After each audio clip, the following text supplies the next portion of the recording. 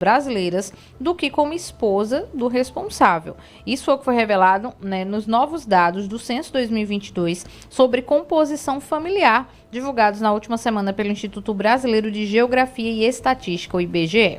E hoje eu converso com a socióloga Alene Lage para saber um pouco mais sobre o que os dados, né, como esse que a gente divulgou agora, podem representar. Alene, bom dia, bem-vinda. E eu já queria começar te perguntando o seguinte: entre as mulheres, 34,1% são responsáveis pela casa e 25% foram apontadas como cônjuge ou companheira.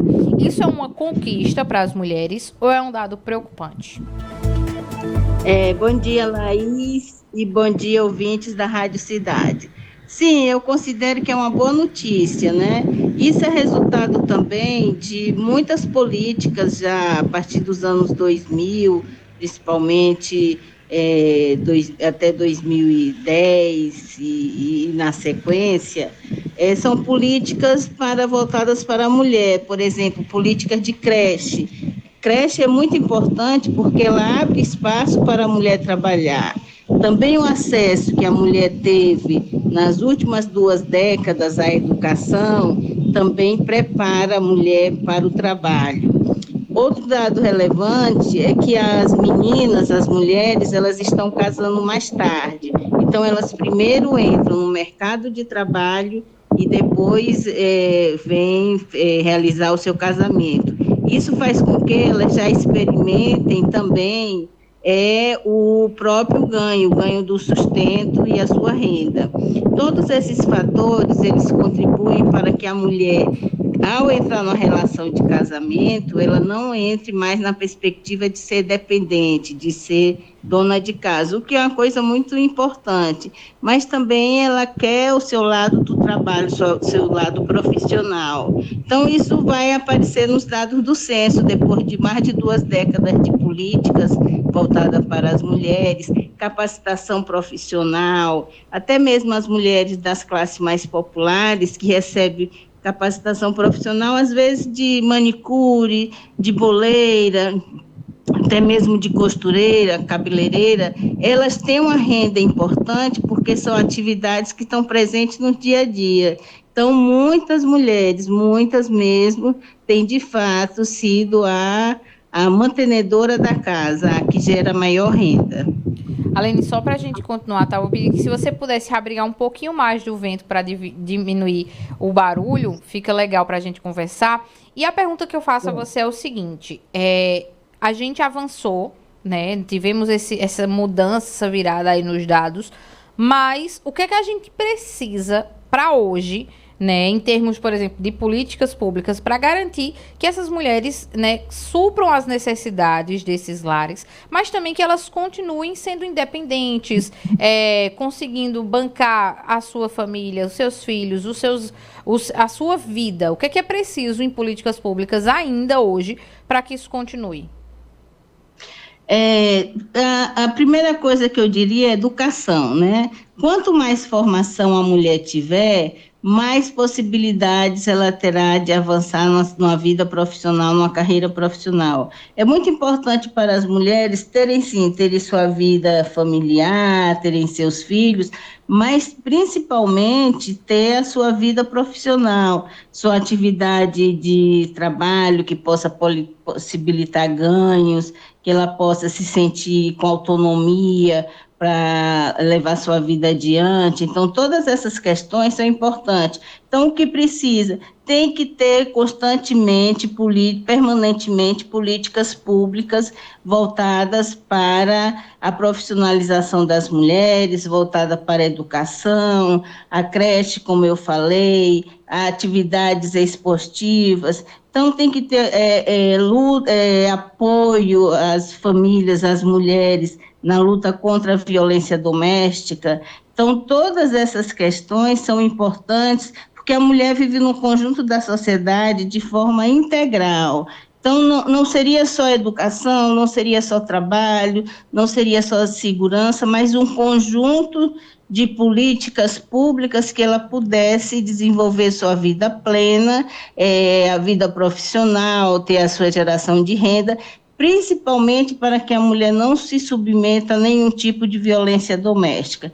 Todas as vezes que a mulher tem seu próprio rendimento, ela consegue se manter, ela não se submete à violência doméstica.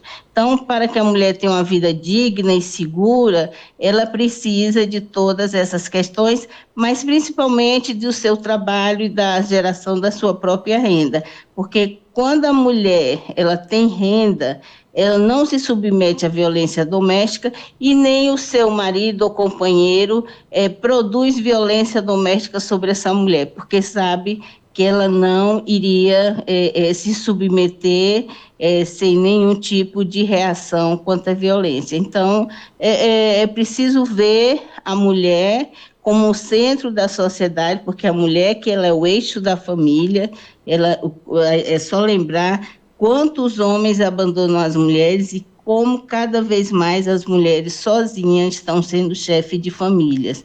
Então, é preciso que, quando a mulher ela tem uma vida integral, quando ela tem uma vida com seus direitos, toda a sociedade terá também.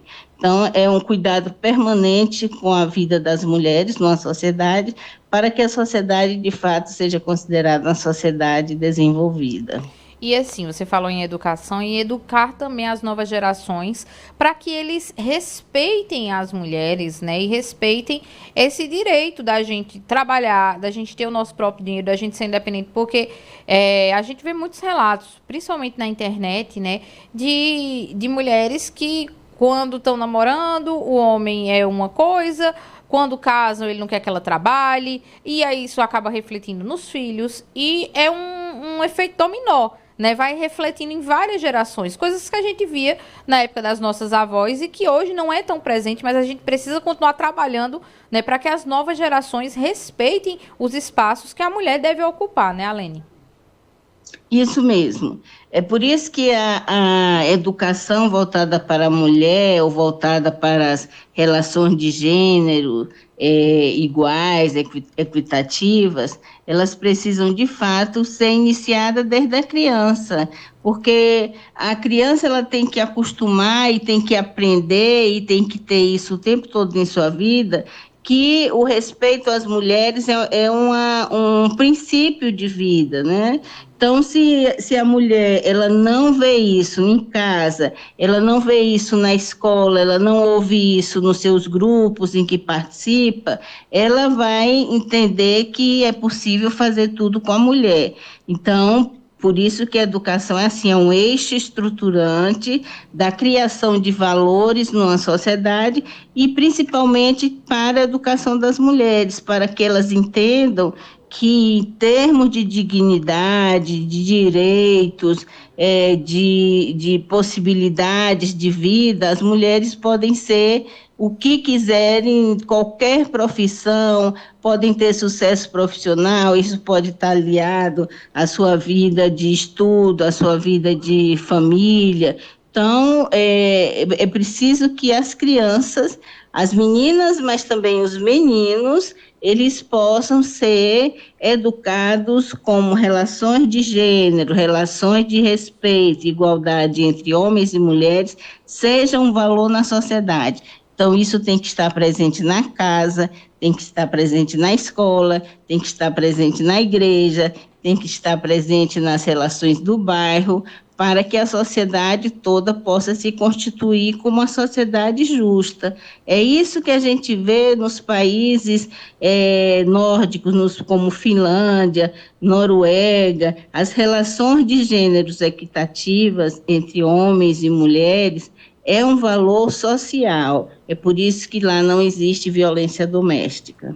Alene, olha, eu quero agradecer sua participação aqui para tratar desse tema que ainda é sensível, infelizmente, né? A gente encontra poucos espaços, por isso que a gente tem que falar, né? Para que a gente vá conscientizando a população, a sociedade, né? De que a mulher ela pode ser o que quiser, pode ocupar os espaços que ela quiser. Então, muito obrigada, tá? E até uma próxima. De nada, eu agradeço a você e desejo um bom dia aos ouvintes da Rádio Cidade. Até logo. A gente conversou aí com a socióloga Alene Lage, né? Falando sobre